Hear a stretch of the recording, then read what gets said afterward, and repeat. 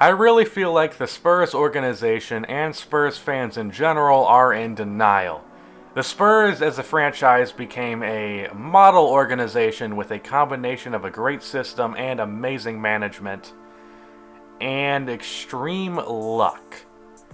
Making all-stars out of late-round picks in Tony Parker, who was taken 28th in 2001, and Manu Ginobili, who was taken 57th in 1999. Now believe me, I don't take what the Spurs organization has been able to do lightly. I'm aware that Greg Popovich is the greatest coach of all time, and that the Spurs have created a winning pedigree for their franchise. But, as a result, I feel like the Spurs have become impervious to criticism. When researching this video, I couldn't find a single article questioning the future of the Spurs. And that's because, don't worry, the Spurs got this. It's the Spurs. That's what they do. They've won 5 championships. Yeah, no, you're talking about those 5 rings as if there weren't a couple of very precise circumstances that led to those rings. And by the way, those 5 rings all spanned over the career of Tim Duncan, the greatest power forward of all time. Tim is synonymous with the Spurs, but the only reason the Spurs got Duncan was that David Robinson got injured 6 games into the 96-97 season, resulting in the Spurs getting that first round pick. So if Robinson didn't get injured, the Spurs would not have 5 championships. If they didn't get both Manu and Parker late in their draft, they wouldn't have won 5 championships. Now, I wouldn't disagree with the idea that Manu and Parker wouldn't have been as good on other franchises. But at a certain point, players are just talented. Manu and Parker still would have been stars elsewhere. But people talk about the Spurs' ability to develop talent as though it's some magical force. What about Beno Udrih, a career third-string point guard, taken 28th by the Spurs in 2004? Or Ian Mahinmi, drafted 58th by the Spurs in 2005? Or James Anderson, taken 20th by the Spurs in 2010? Why didn't these guys prosper into stars? Because they were never going to be stars regardless of what team they were on. My point is, the Spurs as a franchise was a combination of, yes, great management and coaching, but also a lot of luck that no one seems to account for. So the whole point of this is, where the Spurs are at now, Kawhi Leonard is now the man. I would say where he is on my top 10 rankings to exemplify how good I think he is, but if I do that, everyone in the comment section will only comment on that and not the subject of the video. Anyways, Kawhi is an elite two-way player, and he's good enough to be a franchise player, but when you look at the rest of the roster, it's pretty worrisome. It's almost like the Spurs are in a competition with the rest of the league for having the oldest team in the league, and they're kicking ass in that competition. Old man Tony, 35 years old.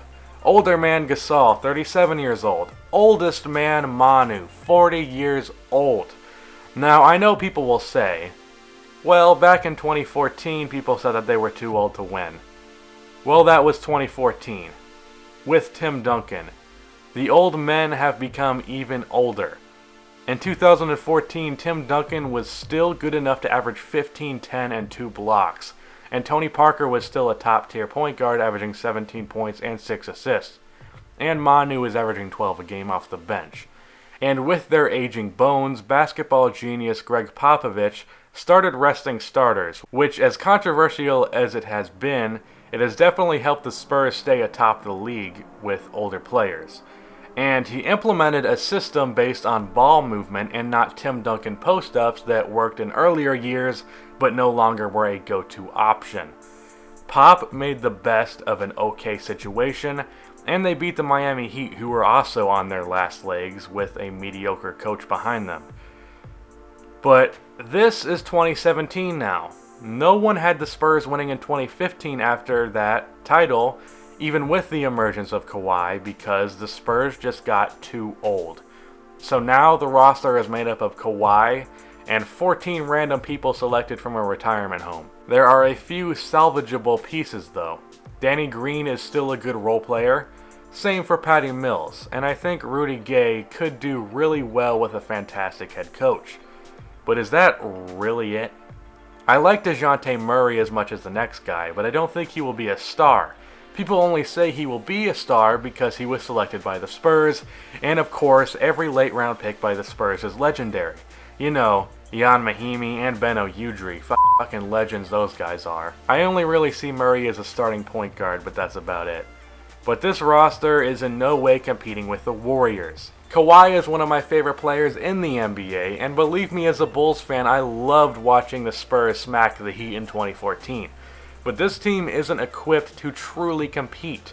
Kawhi can't do it by himself. LeBron couldn't do it by himself when the Warriors didn't even have KD. And as a result of still being a top-tier team, the picks they got will continuously be around the 20s. And don't expect to just stumble upon another Tony Parker and Manu Ginobili again, because you can't rely on that improbability. Maybe they could have a free agent signing, but all I'm saying is this. I've seen this before. Reggie Miller on the Pacers, Dominique Wilkins on the Hawks, Vince Carter on the Raptors. Elite perimeter players wasting their time on teams that won't win rings. But of course, for Kawhi's case, that would be won't win them rings again. This video is just to point out that the Spurs are in trouble, and I feel like no one seems to talk about it. It might seem like I dislike the Spurs in this video. I really don't. They're one of my favorite teams in the NBA, but we can't just keep not talking about this. That's the end of this video. Please be sure to like and subscribe for more NBA content like this, and cue the outro music. I dare you play your cards, boy, you bet I'm a trendsetter too.